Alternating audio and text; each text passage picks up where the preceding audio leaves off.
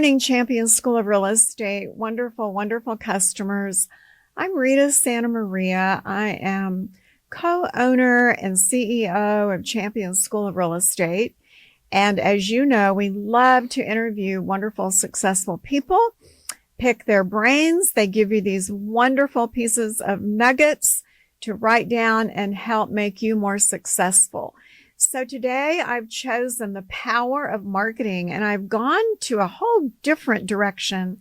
Other than generally, Jordan, I have one of our students that has gone to the creme de la creme, top of the leaderboard in either real estate, loan appraisal, inspection. But today I took it to the corporate side and invited a very successful vice president of marketing for the Better Business Bureau, the BBB. And I am so happy this morning to have Jordan Rzad. And Jordan is going to be visiting with us on how to market your company, how to market yourself more successfully. We're going to bring in all facets on the marketing side, getting your name outside, things to do, things not to do. And I know you will enjoy watching this again. It will be on YouTube tomorrow, the Champion YouTube station. And as well, it will be on our Real Estate Superstars Today podcast. So, Jordan, how in the world did you get to Houston, Texas from Oregon? Well, we were living my wife and I were living in the Portland area, and I had recently graduated from college and got a job at a software company in the marketing department. There was only 12 people at the software company, so the marketing department was one person, and it was one of the founders. And so he, hired me on there to do work. I worked there for a while. It was great, but in '08 we had layoffs, as did most of the country. So I started looking elsewhere, and my wife said, you need to look outside of the Northwest. And I'm glad I took her advice. We looked in Texas and the Carolinas. The job at the BBB came up. They said, if you can get here, you've got a job. So we loaded up the truck. So you got the truck, the U-Haul, and took off across Interstate 10. That's right. Yep. Yeah, we went down 5 and then took a left at LA and That's headed right. 10 all straight line all the way in. Amazing. And I-10 is like forever. We were so delighted when we got to El Paso. We thought, like, we're in We're Texas. here. We're practically there. I mean, a couple hours we'll be in Houston and super. And it's like, 24 hours later, we're one still more driving day. on 10. We're still on 10 going One straight. more day. Yeah. I know. Everybody just cannot believe I-10 crossing Texas is the same distance as you know, because you've been in Texas a long time From now. El Paso to LA. Yeah, from El Paso to LA. It's the same distance from Houston to El Paso. It's incredible. Yeah. So going into the marketing side, please tell me how you went from playing the bass in college, and let's see, you went to University of Portland, Mm-hmm. and he's a musician. And I asked him if he played the bass from time to time now. He says, no, he doesn't even have one. No, I do a little finger picking guitar because it seems appropriate and it's fun and relaxing. And so I enjoy doing that. Good. But no more aspirations for the Rock and Roll Hall of Fame. From musician to graphics to marketing, Mm-hmm. how did that sort of transpire and come about? It's all creative. I'm certain I'm a creative person. I know that. So I wanted to do something, but lots of creative people want to do creative things, and that creates a glut in the market. And there's so many, graphic designers or something that you have to be really good or whatever. But I enjoyed graphics. I loved commercials. And I wanted to do something creative. By the time I got out of college, the software company needed an analytical mind, to run AdWords. So Google AdWords. Google AdWords. Sorry to jump around like that, but creating those ads in Google AdWords, you needed to be able to create the ads, to have that creative bent, and then the analytical side to place them and to watch them. So I realized, or I learned that I had an analytical side. And I think a good marketing mind is the blend of both, being able to recognize a good message sent as intended and received, but then also the analytical side to see what the numbers do and did it deliver what the thing was you wanted it to. We talk about SEO all the time at Champion School of Real Estate. Our wonderful graphics person, Phil, he's always talking about the analytical side, or the analytics rather, of our website and making, oh my gosh, Google AdWords are so expensive and they make a ton of money off that, but you certainly need them. Well, and I think people get a little intimidated too when they first venture into that, because it's, it looks like a bunch of statistics and weird columns and things like that. I first got into it in 05 or 06. And so I've seen it from there out. And the nice thing about it that should be less intimidating is how automated so many things are with AI. It is so much more intuitive now than it was 20 years ago. People should not be intimidated by it. Just get your, dive in, get your feet wet, whatever. I think what's interesting when you bring up AI right away is, first of all, it can make any sort of plain old vanilla writing script information turn into something absolutely beautiful. And so many people have enhanced their resumes dramatically with AI. And there are so many positives on the AI side. But before we go into that a little bit, I want you, if you would, just to tell our brand new people getting into real estate who know they have to advertise themselves, what are the very basics that they might think of right now in order to not spend a lot of money, but to get their name out? What would your advice be? You're going to be an excellent professional. Okay, we'll accept that. But first off, you're marketing you, the person who you are, because as a realtor, that's who you are. You're interacting with the customer all the time. They are putting their trust in you. So figure out who you are and who you can be consistently. Don't aim too high. Don't, I'm going to be this crazy, this fantastic, but something doable, because you're going to have to own that for a while, because what happens next is then social media is always great because it's free. It's entirely up to you what you do with it. So if you're going to do it, pick, whatever it may be, and it's going to change forever. Okay, I'm going to interrupt you for just a second because you have given us a couple of really good nuggets. And I want to go back to those nuggets. You said, and students, this is so very important. Think about who you are going to be, or who you want to be. And I'm going to flip it into the real estate side, which means, do you want to be the high-rise specialist? Do you want to be the luxury home specialist? Do you want to be the gated community specialist? Who do you want to basically have the general public believe you are? And are you consistently reliable with that particular niche that you decide to go into? And then you also use the word consistent just in that flow of words. Tell us how you feel about consistent. So that's a perfect segue, that no matter what social media you choose to do, you have to stay consistent with it. You have to stay on it, because the flip side of it is nothing looks worse than an abandoned social media platform site for a business. It looks like they just gave up. We were doing this for a while and we quit it, and so you would be better off to delete the account and the profile than to just leave an abandoned one up. So what do you consider good social media marketing? If I'm going to be the good student and Jordan's going to be my instructor, and you're going to tell me, okay, Rita, you're going to use social media because it's not expensive. Tell me, what should I do? It doesn't have to be. Yeah. Well, so depending on who, is using it, obviously the single person or the big company, and where you are in your business life cycle. And I think a business transaction, like a real estate transaction, is, what is your average, or do you even have an average turn rate?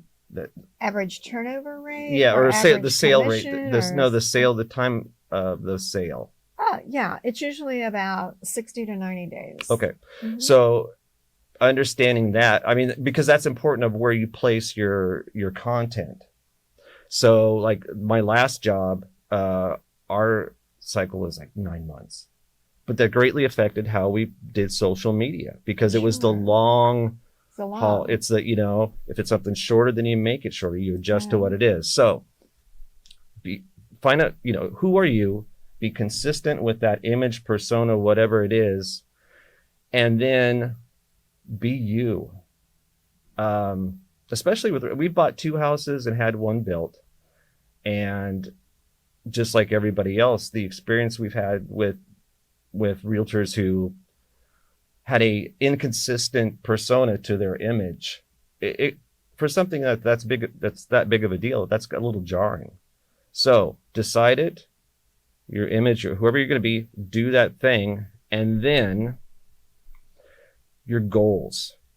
What are your goals? And define them. And a sense, like people say, well, I'm going to use social media for exposure. Well, then that's fine, but you have to define that, because you're going to have to measure it to know if you're doing better. So whatever exposure means to you, whatever number that is, just be consistent with your measurement too, because as you go forward and hopefully improve your marketing, that number will grow. So I'm going to take some of your statements and bring them back my direction on the real estate side, because they're excellent. And that, Jordan, when you said your persona, some personas can change. What I interpret that to be is, agent, on the get-go, you get the referral, you get the prospect, and you reach out to them. And that, you realize you captured them as a prospect. Are you following up with them during the process as regularly as you did when you tried to bring them in as your prospect? During the sales process, during the time from purchase to closing, did you stay in communication with them? Were you approachable? Were you available? And all of those definitely give the full image of who you are as a person. You want someone that is dependable, reliable, feedback constantly. And in many cases, that's why agents need a buyer's agent to help them, or an assistant to help them, because they can't keep up with all of that communication. And then you were saying goals. What is your goal? Well, there are so many goals in real estate, but I'm going to take one, for example. You get a new listing. You want to put it on Facebook. It's an open house.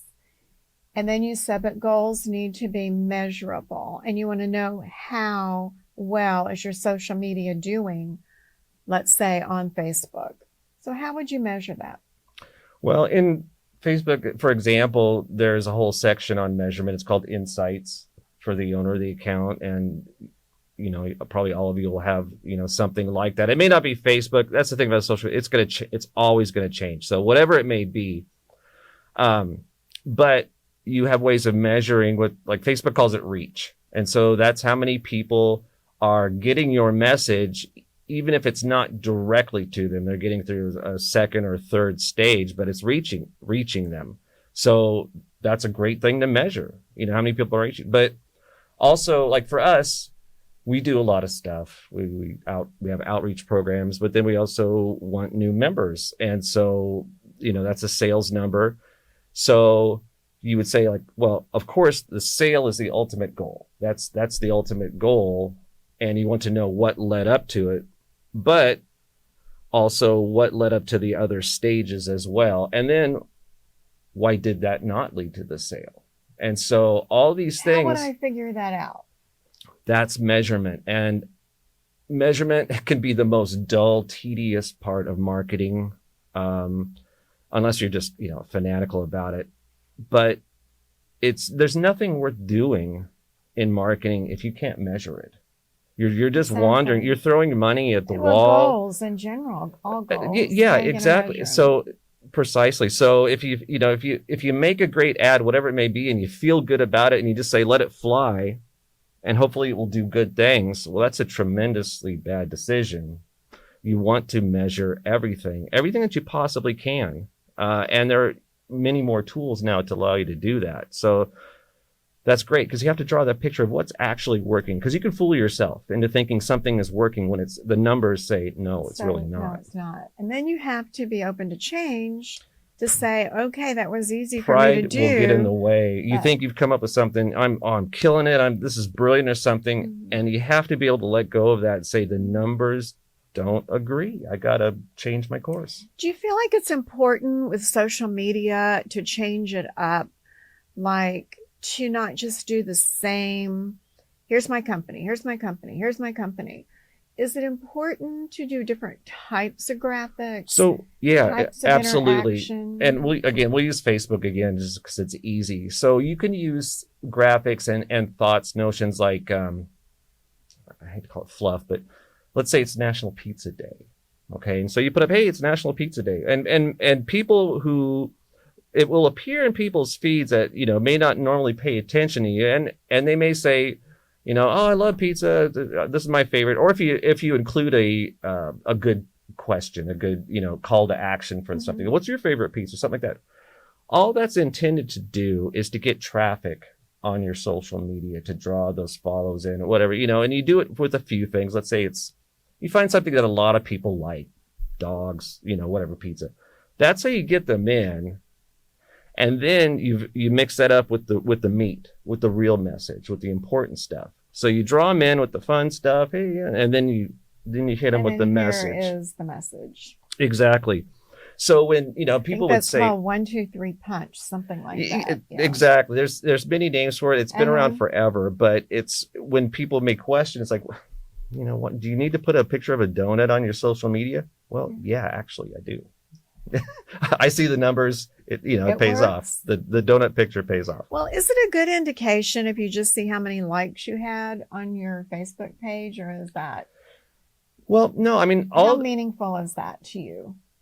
Likes are great, and there are other analytical numbers within Facebook, for example, that will incorporate likes into some other thing that say this indicates that people here like this or that. So on itself, it's fine, but it can also be incorporated into other numbers to draw a bigger picture. Because when you measure, we'll go back to measurement.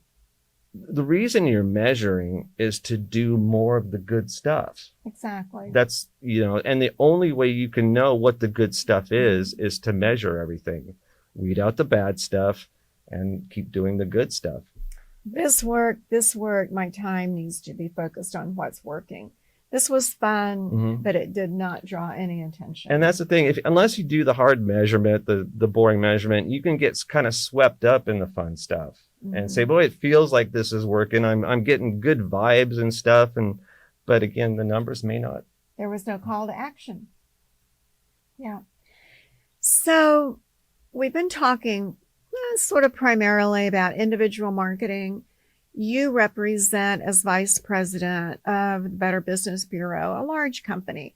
So if we were talking about how a large company or a franchise would market, what have you found at the BBB works best for your company on social media and or for the company concept? What works? Is it the same? Well, I mean, if we like to pick little favorites or pet things right now, I'm very up on OTT, over the top streaming video advertising. So okay, I'm glad you explained what the OTT. Did you see that look on my face? No, yeah, that's all right. I really didn't. When know I say it that way, was. I should have said streaming TV. But the ads that they put on there, technically they call it OTT. It stands for over the top. But point being, streaming TV has allowed television advertising, TV spots, as certain generations know them, to exist and be affordable and be targetable. I love the 30-second TV spot because it lets you tell a story. The problem was when, like, if your spot shows up on YouTube, when you're on your phone or whatever you're on, people can just say skip it, whatever, after a few seconds. With OTT, let's say you appear on Hulu or Amazon or whatever. Shark Tank.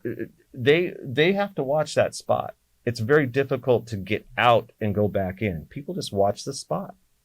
And so now you've got that 30-second spot that they're pretty much going to watch, unless like back in the day when we used that time for restroom breaks or make a snack. Sure. But still, those spots get through very well, the whole 30 seconds. Because we know it's going to be short. We know, we know what to expect. And that 30-second message, you can cram a lot in there. And it's so targetable now. So, like, for example, we pick certain zip codes and certain demographics to when they're watching their cable TV, their satellite, whatever you want to call it, that we can show up right on their TV specifically because of their demographics and their interests. It's as targetable as AdWords. Very targeted. Yeah, it's as targeted as AdWords, and that's great. So when somebody's sitting watching their TV at home, all of a sudden your spot shows up, but you're paying far less than you would for standard cable, the old TV packaging. So that's been my thing lately that I've really, because it's not in its infancy, but it's really hitting that point now where it's boom, it's really growing fast, and companies are throwing in all these add-ins, like you run a 30-second spot in a certain zip code for a certain amount of time, and at the same time you schedule digital billboards around that zip code to show the same message. And because of the way OTT is set up, you can just on off, just that easy, target it at the same time. And it looks like you're everywhere all and the you time. look like, for that zip code, for that, so that's the thing. Instead of having to spread so far, you can say, I want this area, this demographic, I want to hit it hard. And now you can with the TV, the streaming TV spots, and the AdWords, and, if you want to, the billboards in the area. But you can make all that work, coordinate all that together. And that's affordable, though, because it's a small area that you're just hitting hard. So I'm very big on that right now. Wow, that is really appropriate for especially individual companies, because they always target a certain area. They call it their farm area. And they target individually an agent. Let's say I'm going to be the specialist in this neighborhood. Mm-hmm. So zip codes are easy to target if your office is sitting right there and that's the area you want to specialize in. Sure. So very good information. You all will want to watch that tomorrow again on YouTube and get that nugget that is so very, very helpful. So does the BBB do that with their marketing? It's part of our package. Yeah, part of our folder or portfolio, whatever. We've been doing it since 2019. We've been doing OTT. Okay. And I got inspired because we were cord cutters. We got rid of our cable a long time ago. We were like paying so much, and we watched one channel, the whole thing. So we're like, well, what else is out there? And I found the Roku streaming devices, right. And you can watch. Wow, I can watch all these stream. And I was intrigued. I got it, but I noticed that right from the get-go, the auto dealers were all over the streaming ads. Like I was seeing auto ads all the time. It's like, what do they know? So I went and talked to them. So they're like, oh yeah, we heard about this coming. We're going to do cheap commercial, TV 30-second spots. You bet. And it's great. It's affordable. They were a great, the auto dealers were a great resource on that marketing. And you never know where you're going to get great. Yeah, you keep your ears open because you can hear things, what was, just phrasing things can change, a lot when you're going the real estate market is was it necessary adjustments? We have adjustments all the time. Yeah. And it's based on there are different things that happen nationally that adjust the market. Interest rates adjust the market. Right now, obviously, for everybody, new president, election readjusted the market. Yeah. So instead of saying, we're in a downtime or something, or this is crazy, Right. we say necessary adjustment or something like that. A necessary adjustment. So that's your phrasing on all these things is important too. I feel the writing that's more of, I guess, the creative side, but just terms like that can really change a situation, the face of a situation that you're trying to address. Attention also, like what is the adjustment? Mm-hmm. So I would really like to just let everyone know I found Jordan by reading the old-fashioned marketing newspaper. So being a member of the BBB for many, many, many years, Champion School of Real Estate has been a member for a long time. I know with all the marketing out there, you still have the blue and white newspaper, and Jordan has a column. So I was reading your column recently and thought, gosh, why haven't I had him in here? He's a specialist on marketing. On that particular marketing tip page, but first I'm going to go off for a minute and say, I believe that you need all different forms of marketing. I believe there are still people that like the old-fashioned newspaper. There are people that want e-delivery, certainly social marketing, even billboards still work from time to time. That's just me. Don't forget that thought, because I'm going to ask you your opinion in a minute. But what I looked at with your marketing tip column is you were focusing on podcast and videocast. So many companies or independent agents do that today. And you do them all the time yourself.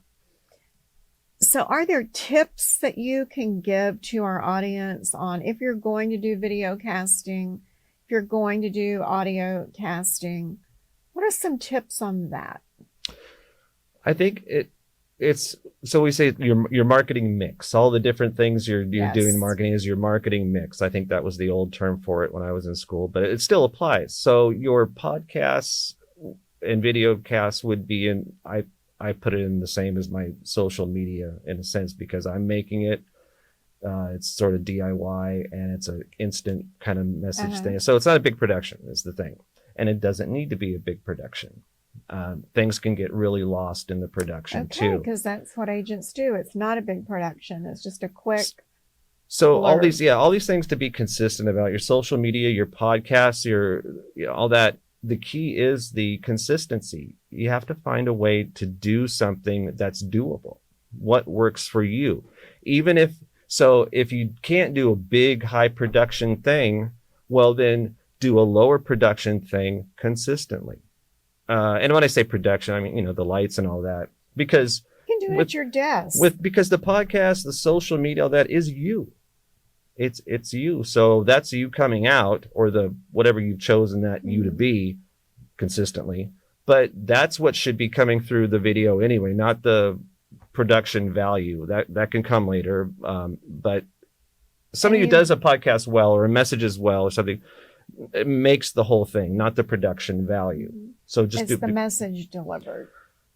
And the genuine sincerity and the value of the message. Make it again, just like social media, the podcast has to be something that people want to watch. They have to really want to watch that, or they're just not.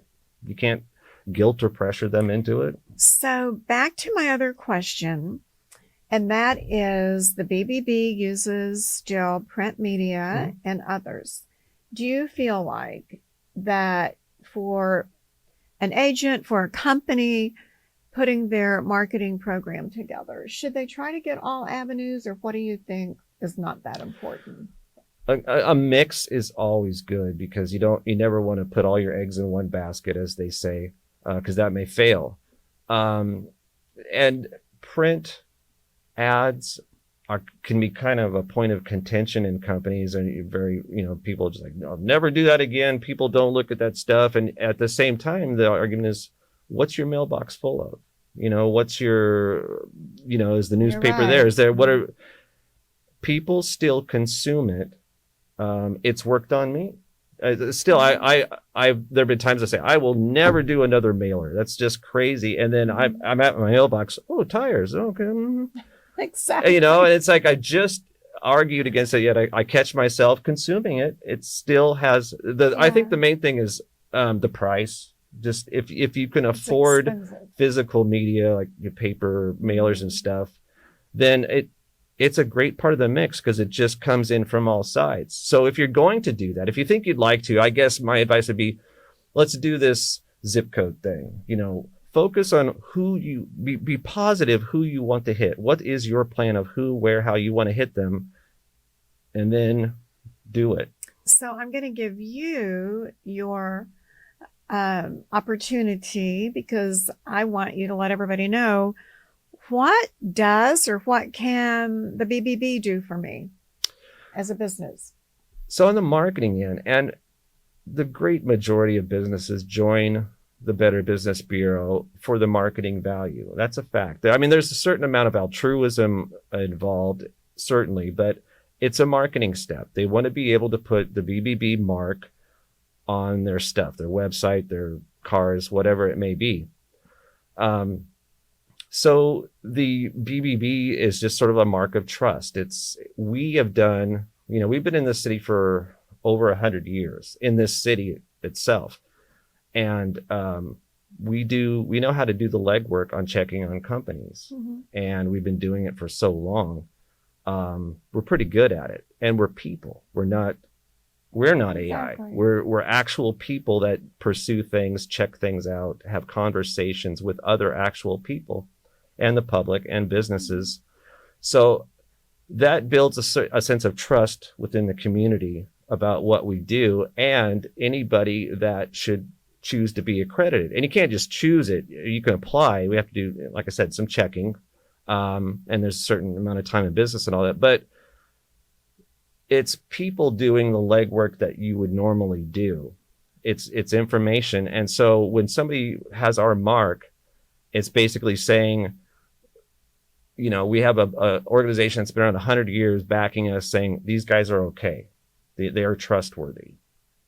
So that's kind of the biggest boon, I think, out of the whole thing, is being able to establish trust, especially in a very personal business where people give you got, just a few seconds for people to give you the up and down or hear what you have to say in a minute, and they're going to make a decision. If you can come in with that mark of trust already established, like I'm already wearing this, then people will kind of ease up a little bit. So here's a better example.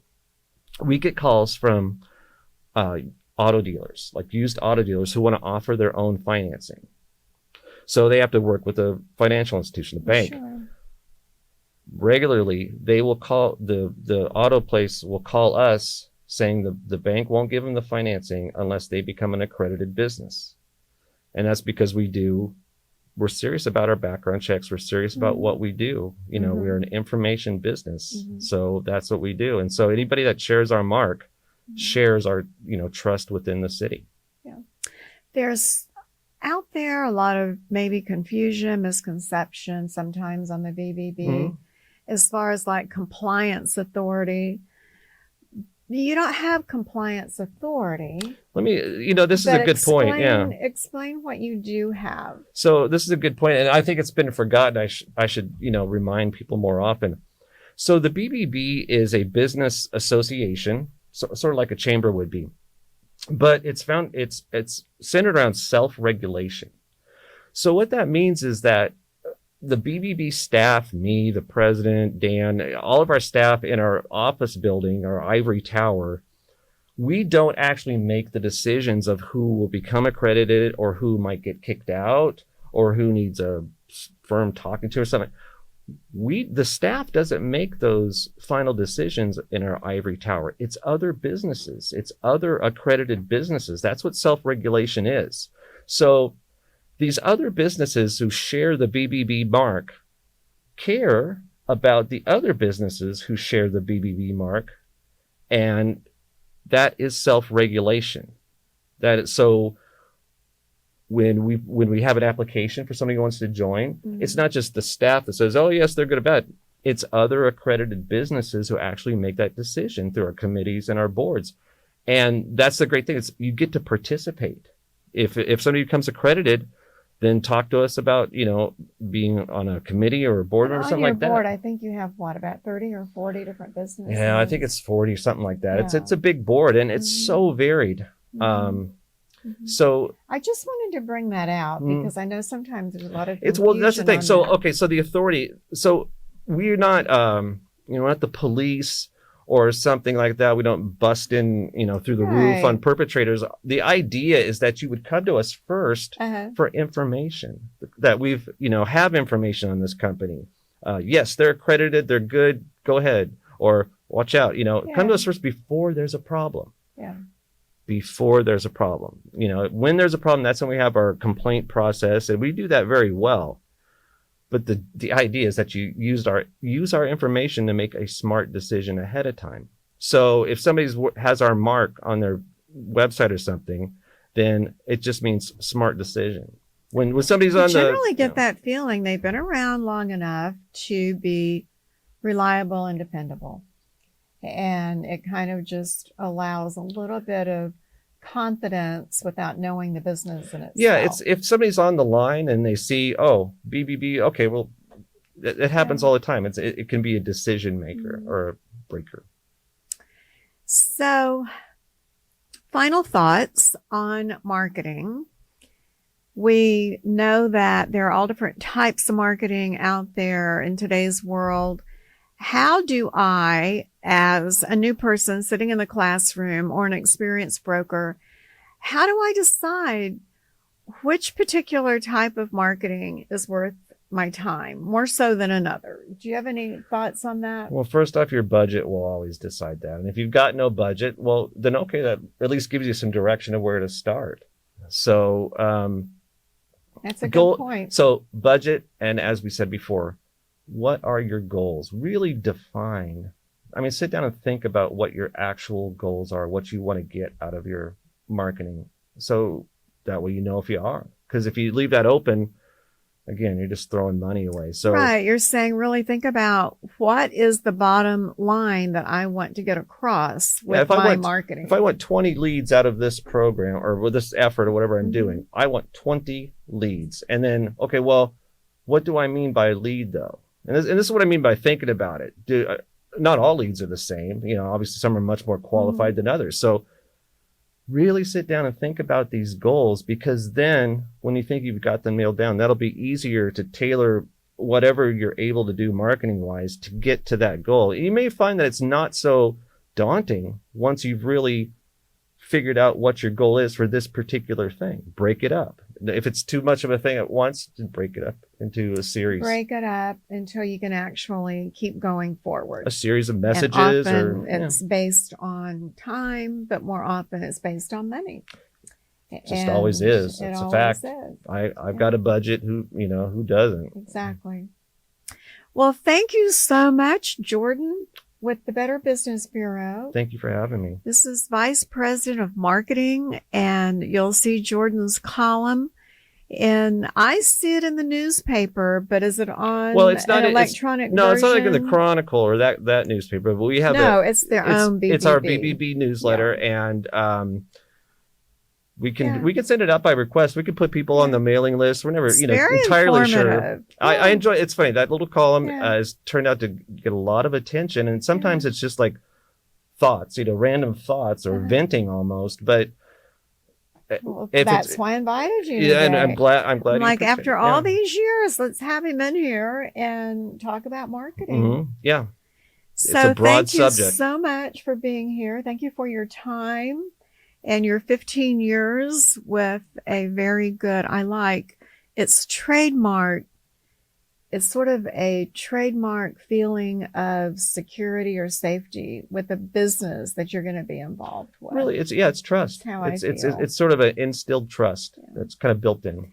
And I want to thank all of our wonderful students and customers for the trust that you put in our company, Champion School of Real Estate, by being one of our amazing students, whether it's to get your real estate loan appraisal inspector's license or getting your continuing education. We thank you for your business. We know that without your business, we don't have one. And therefore, we have every delivery method you need, classroom, virtual, online. Thank you for choosing to be a champion. See you next month. Bye-bye.